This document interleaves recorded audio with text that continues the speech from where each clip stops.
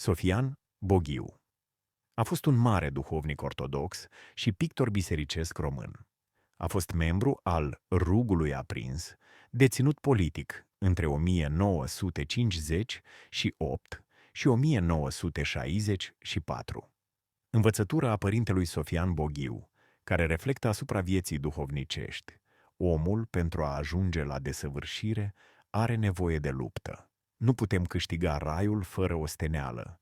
Trebuie să ne înfruntăm patimile, să ne nevoim, să ne rugăm, să avem post și smerenie, să ne lăsăm inima să fie luminată de harul lui Dumnezeu, căci numai așa vom ajunge la limanul cel fericit al mântuirii.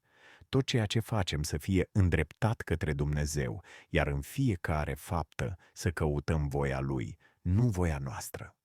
Astfel, ne vom curăța sufletul și vom învăța să trăim în pace și iubire.